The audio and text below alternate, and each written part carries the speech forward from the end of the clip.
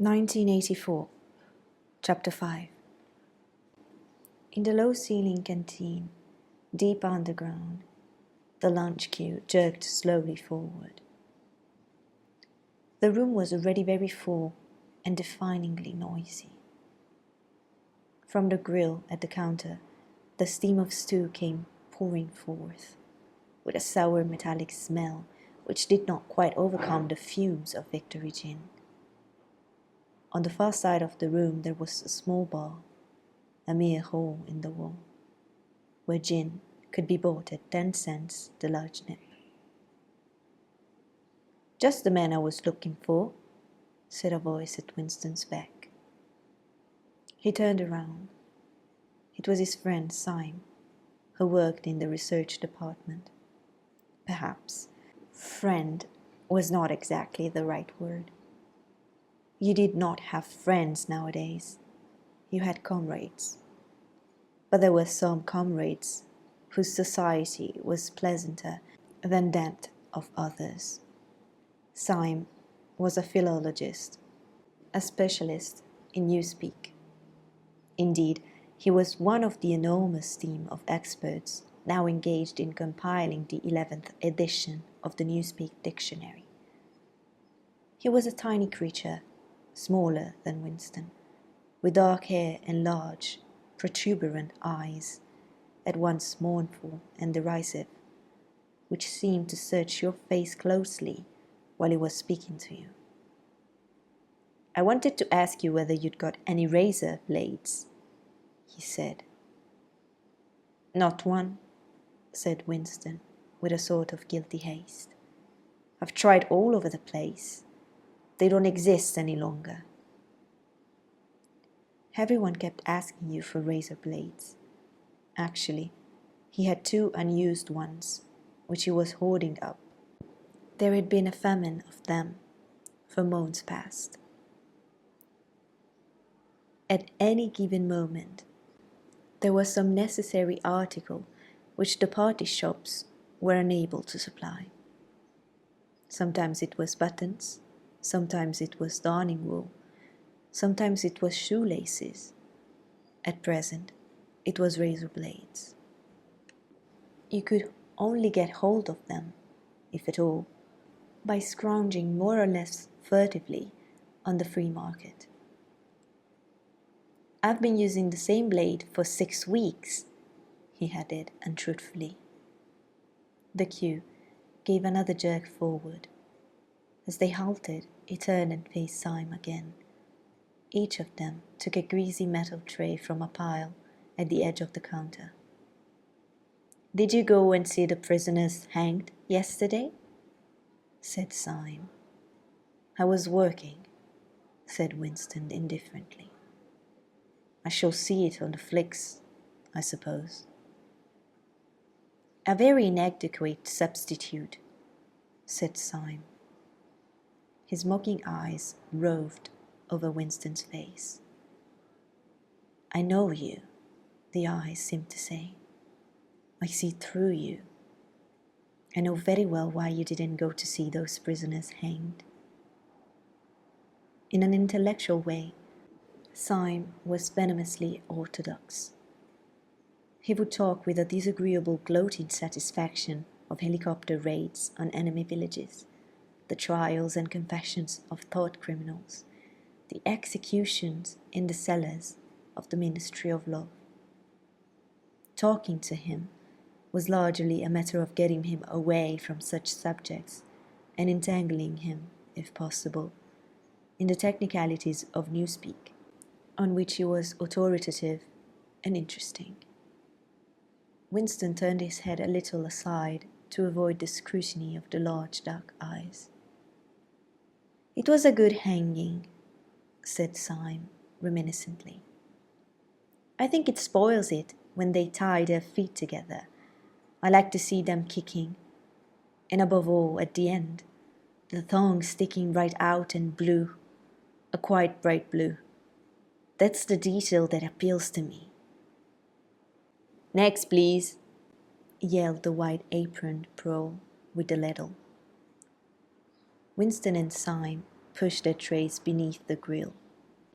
Onto each was dumped swiftly the regulation lunch, a metal pannikin of pinkish-grey stew, a hunk of bread, a cube of cheese, a mug of milkless Victory coffee, and one saccharine tablet. "There's a table over there, under that telescreen," said Syme. "Let's pick up a gin on the way."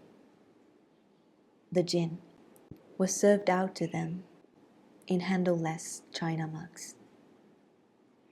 They threaded their way across the crowded room and unpacked their trays onto the metal top table, on one corner of which someone had left a pool of stew, a filthy liquid mess that had the appearance of vomit. Winston took up his mug of gin, paused for an instant to collect his nerve, and gulped the oily-tasting stuff down. When he had winked the tears out of his eyes, he suddenly discovered that he was hungry. He began swallowing spoonfuls of stew, which, in among its general sloppiness, had cubes of spongy pinkish stuff, which was probably a preparation of meat. Neither of them spoke again till they had emptied their pannikins. From the table at Winston's left, a little behind his back, someone was talking rapidly and continuously, a harsh gabble almost like the quacking of a duck, which pierced the general uproar of the room. "How is the dictionary getting on?" said Winston, raising his voice to overcome the noise. "Slowly," said Syme. "I'm on the adjectives. It's fascinating." He had brightened up immediately at the mention of newspeak. He pushed his pannikin aside, took up his hunk of bread in one delicate hand and his cheese in the other, and leaned across the table so as to be able to speak without shouting. "The 11th edition is the definitive edition," he said. "We're getting the language into its final shape, the shape it's going to have when nobody speaks anything else. When we're finished with it, people like you will have to learn it all over again. You think, I dare say, that our chief job is inventing new words. But not a bit of it. We're destroying words, scores of them, hundreds of them every day. We're cutting the language down to the bone. The 11th edition won't contain a single word that will become obsolete before the year 2050. He bit hungrily into his bread and swallowed a couple of mouthfuls, then continued speaking with a sort of pedant's passion. His thin dark face had become animated. His eyes had lost their mocking expression and grown almost dreamy. "It's a beautiful thing, the destruction of words. Of course, the great wastage is in the verbs and adjectives, but there are hundreds of nouns that can be got rid of as well. It isn't only the synonyms, there are also the antonyms. After all, what justification is there for a word which is simply the opposite of some other word? A word contains its opposite in itself. Take good, for instance. If you have a word like good, what need is there for a word like bad? And good will do just as well, better, because it's the exact opposite, which the other is not. Or again, if you want a stronger version of good, what sense is there in having a whole string of vague, useless words like excellent and splendid and all the rest of them? Plus good covers the meaning, or double plus good if you want something stronger still. Of course, we use those forms already, but in the final version of Newspeak, there'll be nothing else. In the end, the whole notion of goodness and badness will be covered by only 6 words. In reality, only 1 word. Don't you see the beauty of that, Winston? It was Beebe's idea originally, of course," he added, as an afterthought. A sort of vapid eagerness flitted across Winston's face at the mention of Big Brother.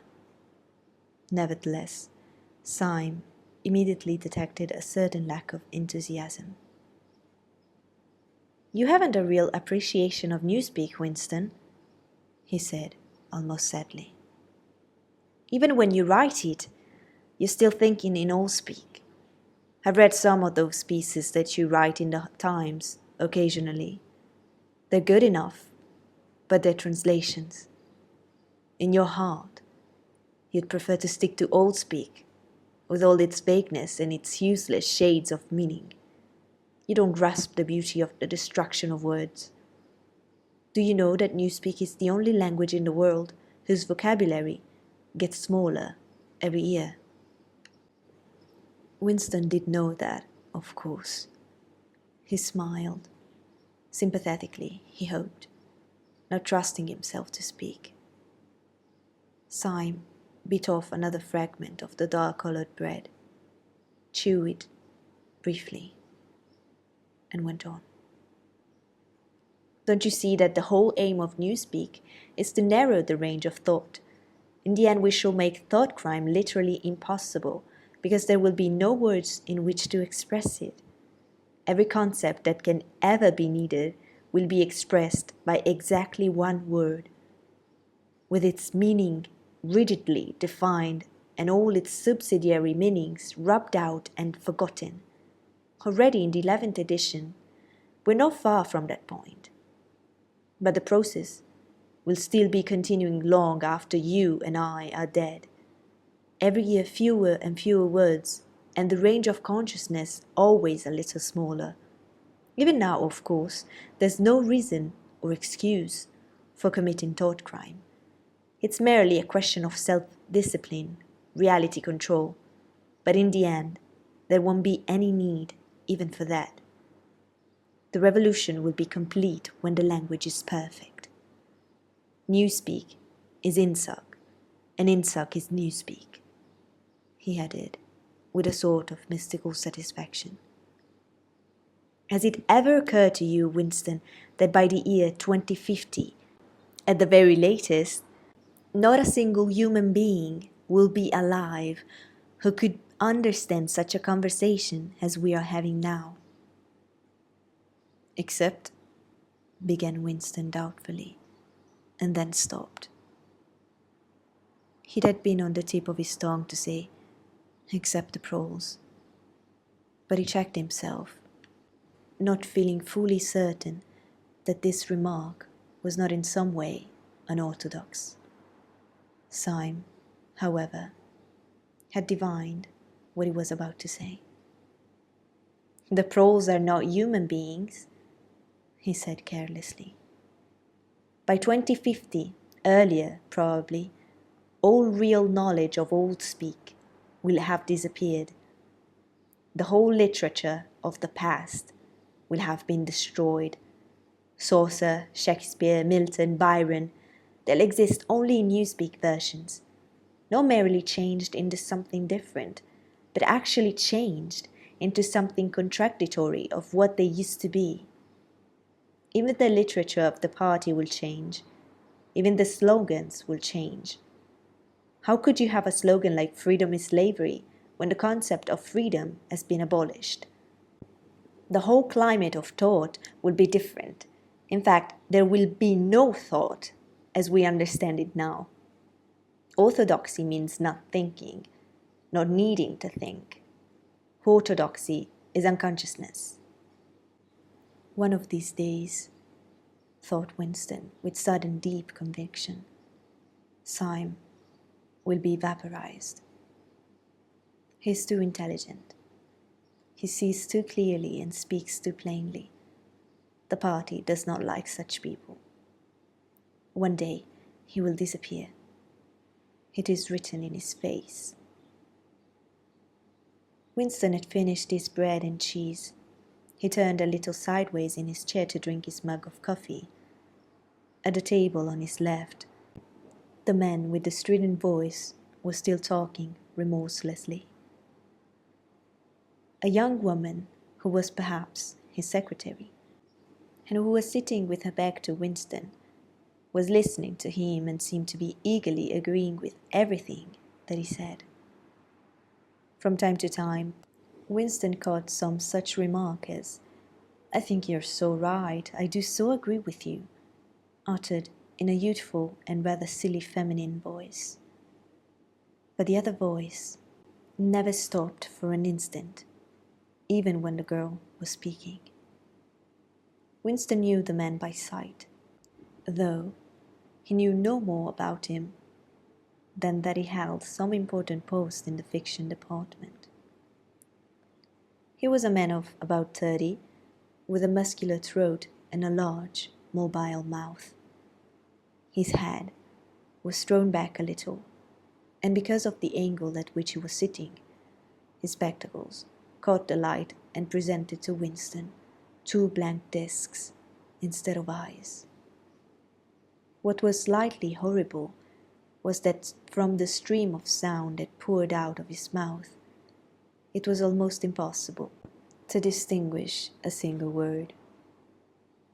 Just once Winston caught a phrase, "complete and final elimination of Goldsteinism," jerked out very rapidly, and as it seemed, all in one piece, like a line of type cast solid. For the rest, it was just a noise, a quack quack quacking. And yet, though you could not actually hear what the man was saying, you could not be in any doubt about its general nature. He might be denouncing Goldstein and demanding sterner measures against thought criminals and saboteurs. He might be fulminating against the atrocities of the Eurasian army. He might be praising Big Brother or the heroes on the Malabar front. It made no difference. Whatever it was, you could be certain that every word of it was pure orthodoxy, pure insuck. As he watched the eyeless face with the jaw moving rapidly up and down, Winston had a curious feeling that this was not a real human being, but some kind of dummy. It was not the man's brain that was speaking, it was his larynx. The stuff that was coming out of him consisted of words, but it was not speech in the true sense. It was a noise uttered in unconsciousness, like the quacking of a duck. Syme had fallen silent for a moment, and with the handle of his spoon was tracing patterns in the paddle of stew. The voice from the other table quacked rapidly on, easily audible in spite of the surrounding din. "There is a word in you speak," said Syme. "I don't know whether you know it. Duck speak. To quack like a duck. It is one of those interesting words that have 2 contradictory meanings. Applied to an opponent, it is abuse. Applied to someone you agree with, it is a praise." Unquestionably, Syme will be vaporized, Winston thought again. He thought it with a kind of sadness, although well knowing that Syme despised him and slightly disliked him, and was fully capable of denouncing him as a thought criminal, if he saw any reason for doing so. There was something subtly wrong with Syme. There was something that he lacked: discretion, aloofness, a sort of saving stupidity. You could not say that he was unorthodox. He believed in the principle of insuck. He venerated Big Brother. He rejoiced over victories. He hated heretics, not merely with sincerity, but with a sort of restless zeal, an up-to-dateness of information, which the ordinary party member did not approach. Yet, a faint air of disreputability always clung to him. He said things that would have been better unsaid. He had read too many books. He frequented the Chestnut Tree Cafe, haunt of painters and musicians. There was no law. not even an unwritten law against frequenting the Chestnut Tree Cafe. Yet, the place was somehow ill-omened. The hold, discredited leaders of the party had been used to gather there before they were finally purged. Goldstein himself, it was said, had sometimes been seen there, years and decades ago.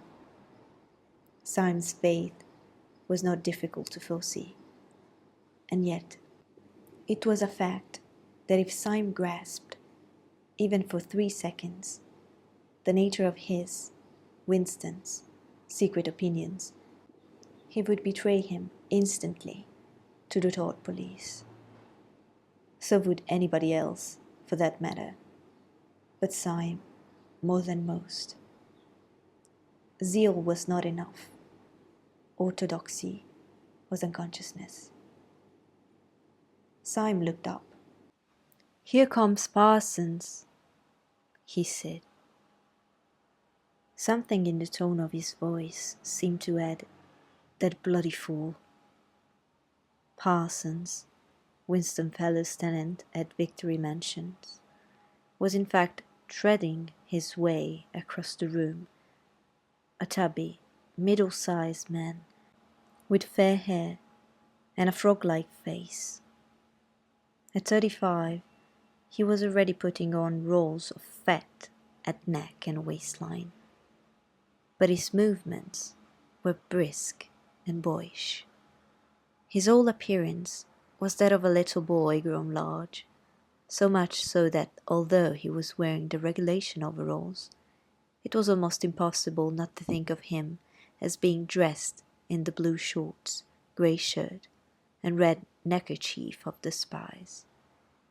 In visualizing him, one saw always a picture of dimpled knees and sleeves rolled back from pudgy forearms. Parsons did indeed invariably revert to shorts when a community hike or any other physical activity gave him an excuse for doing so. He greeted them both with a cheery "Hello, hello," and sat down at the table, giving off an intense smell of sweat. Beads of moisture stood out all over his pink face. His powers of sweating were extraordinary. At the community center, he could always tell when he had been playing table tennis by the dampness of the bat handle.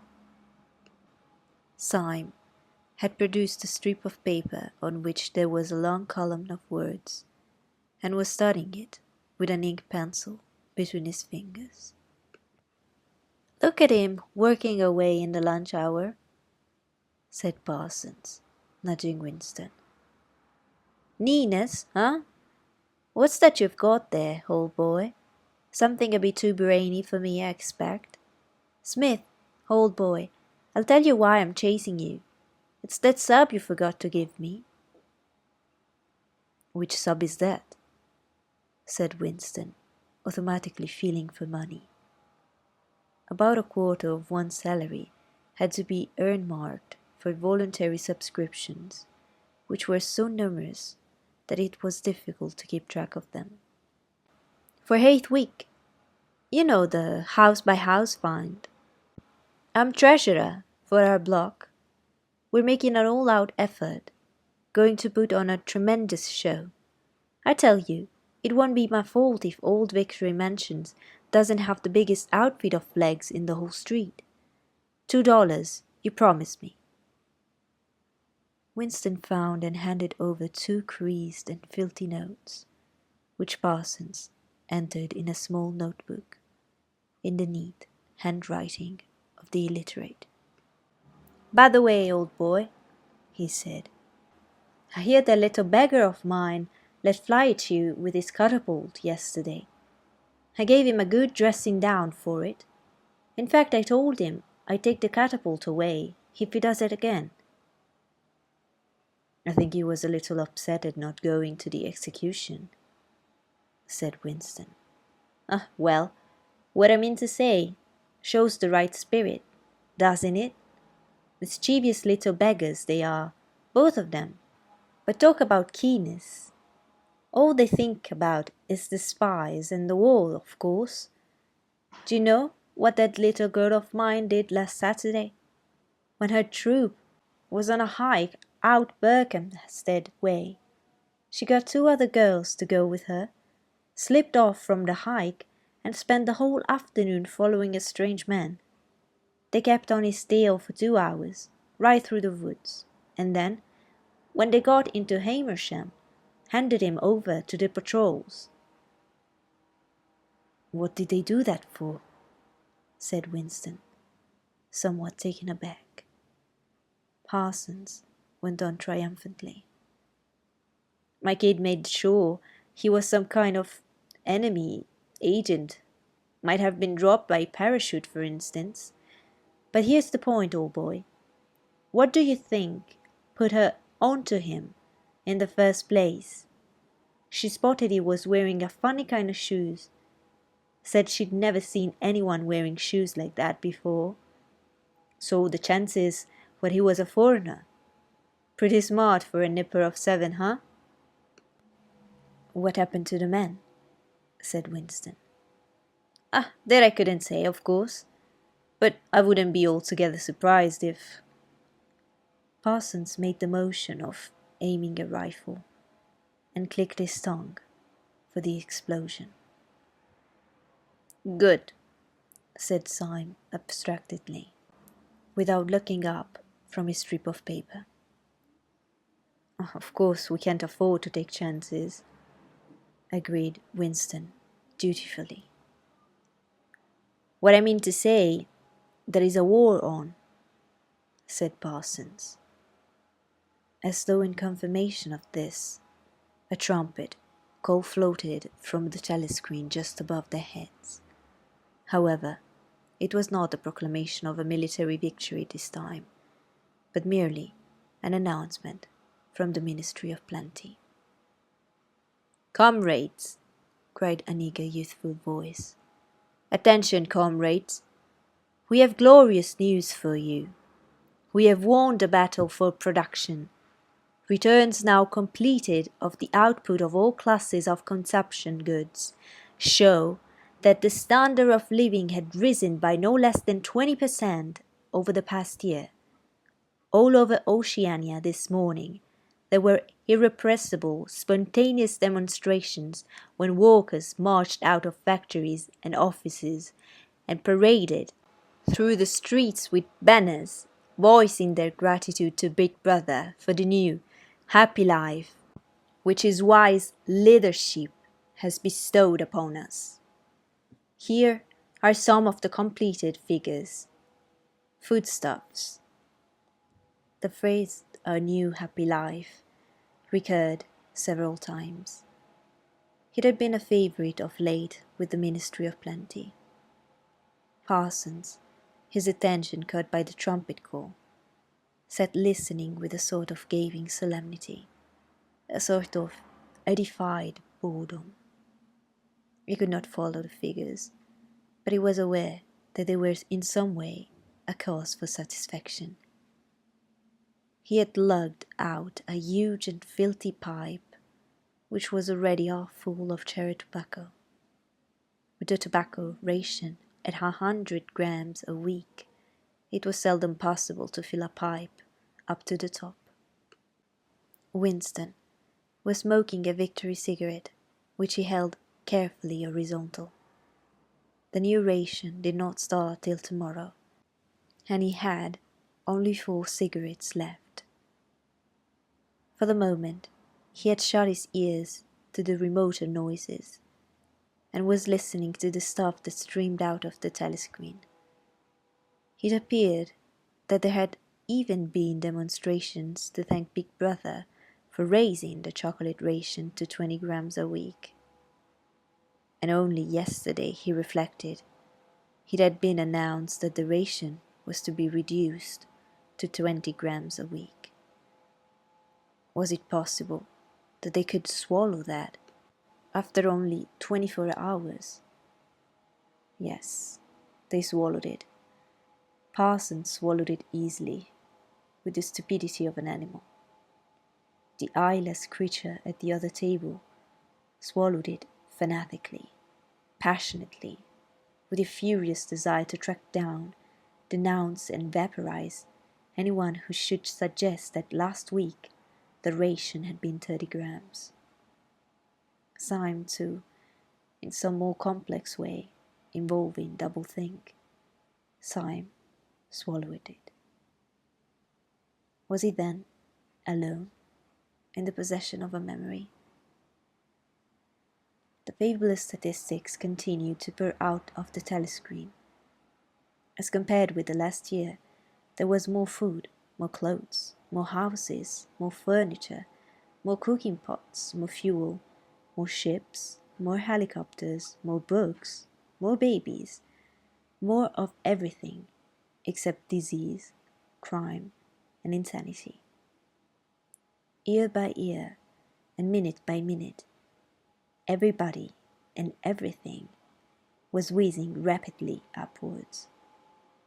As Syme had done earlier, Winston had taken up his spoon and was dabbing in the pale-coloured gravy that dribbled across the table, drawing a long streak of it out into a pattern. He meditated resentfully on the physical texture of life. Had it always been like this? Had food always tasted like this? He looked around the canteen. A low-ceilinged, crowded room, its walls grimy from the contact of innumerable bodies, battered metal tables and chairs placed so close together that you sat with elbows touching, bent spoons, dented trays, coarse white mugs, all surfaces greasy, grime in every crack, and a sourish composite smell of bad gin and bad coffee and metallic stew and dirty clothes. Always in your stomach and in your skin there was a sort of protest, a feeling that you had been cheated of something that you had a right to. It was true that he had no memories of anything greatly different.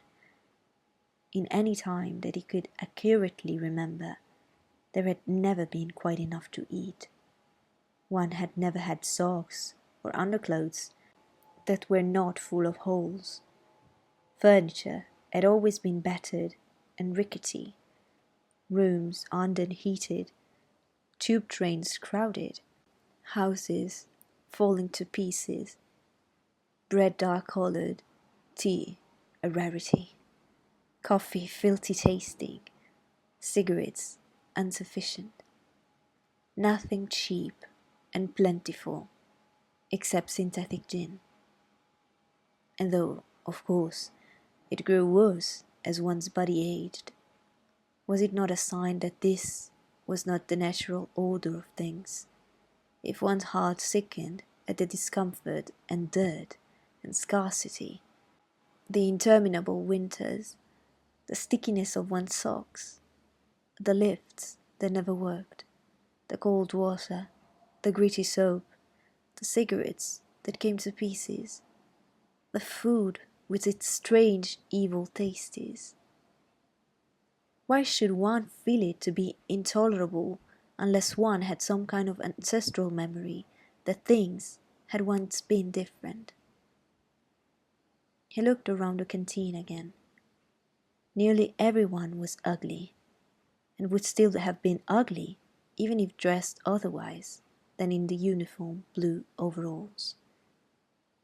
On the far side of the room, sitting at a table alone, a small, curiously beetle-like man was drinking a cup of coffee, his little eyes darting suspicious glances from side to side.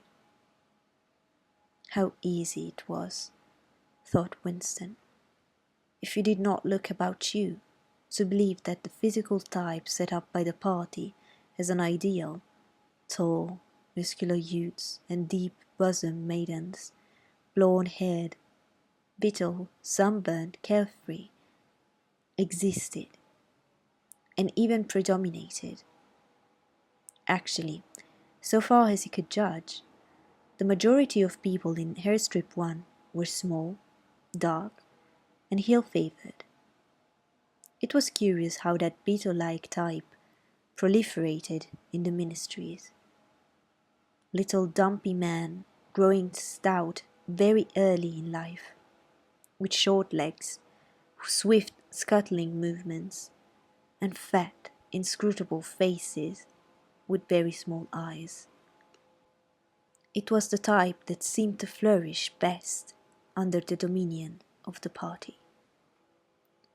The announcement from the Ministry of Plenty ended on another trumpet call and gave way to tiny music. Parsons, stirred to vague enthusiasm by the bombardment of figures, took his pipe out of his mouth. "The Ministry of Plenty's certainly done a good job this year," he said, with a knowing shake of his head. "By the way, Smith, old boy, I suppose you haven't got any razor blades you can let me have?" "Not one," said Winston. "I've been using the same blade for 6 weeks myself." "Ah, well, just thought I'd ask you, old boy." "Sorry," said Winston. The quacking voice from the next table, temporarily silenced during the ministry's announcement, had started up again, as loud as ever. For some reason, Winston suddenly found himself thinking of Mrs. Parsons, with her wispy hair and the dust in the creases of her face. Within 2 years, those children would be denouncing her to the tort police. Mrs. Parsons would be vaporized. Syme would be vaporized. Winston would be vaporized. O'Brien would be vaporized. Parsons, on the other hand, would never be vaporized. The eyeless creature with the quacking voice would never be vaporized. The little beetle-like men who scuttled so nimbly through the labyrinthine corridors of the ministries, they too would never be vaporized. And the girl with dark hair, the girl from the fiction department, she would never be vaporized either.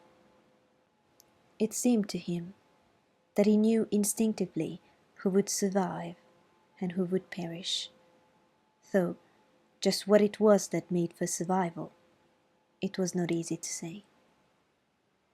At this moment, he was dragged out of his reverie with a violent jerk.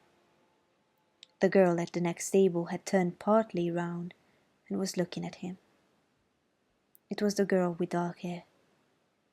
She was looking at him in a sidelong way, but with curious intensity. The instant that she caught his eye, she looked away again. The sweat started out on Winston's backbone. A horrible pang of terror went through him. It was gone almost at once, but it left a sort of nagging uneasiness behind. Why was she watching him? Why did she keep following him about? Unfortunately, he could not remember whether she had already been at the table when he arrived, or had come afterwards. But yesterday, at any rate during the 2 minutes hate, she had sat immediately behind him, when there was no apparent need to do so. Quite likely her real object had been to listen to him and make sure whether he was shouting loudly enough. His earlier thought returned to him. Probably she was not actually a member of the tort police. But then, it was precisely the amateur spy who was the greatest danger of all. He did not know how long she had been looking at him, but perhaps for as much as 5 minutes, and it was possible that his features had not been perfectly under control. It was terribly dangerous to let your thoughts wander when you were in any public place or within a range of a telescreen. The smallest thing could give you away, a nervous tick, an unconscious look of anxiety, a habit of muttering to yourself, anything that carried with it the suggestion of abnormality, of having something to hide. In any case, to wear an improper expression on your face, to look incredulous when a victory was announced, for example, was itself a punishable offense. There was even a word for it in newspeak. Face crime, it was called. The girl had turned her back on him again. Perhaps, after all, she was not really following him about. Perhaps it was confidence that she had sat so close to him 2 days running. His cigarette had gone out, and he laid it carefully on the edge of the table. He would finish smoking it after work, if he could keep the tobacco in it. Quite likely, the person at the next table was a spy of the thought police, and quite likely he would be in the cellars of the Ministry of Love within 3 days. But a cigarette end must not be wasted. Syme had folded up his strip of paper and stowed it away in his pocket. Parsons had begun talking again. "Did I ever tell you, old boy," he said, chuckling round the stem of his pipe, "about the time when those 2 nippers of mine set fire to the old market woman's skirt because they saw her wrapping up sausages in a poster of BB? Sneaked up behind her and set fire to it with a box of matches. Burned her quite badly, I believe. Little beggars, huh? But keen as mustard. That's a first-rate training they give them in the spies nowadays. Better than in my day. What d'ye think's the latest thing they've served them out with? Ear trumpets for listening through keyholes. My little girl brought one home the other night, tried it out on our sitting-room door, and reckoned she could hear twice as much as with her ear to the hole. Of course, it's only a toy, mind you. Still, gives them the right idea, huh?" At this moment, the telescreen let out a piercing whistle. It was the signal to return to work.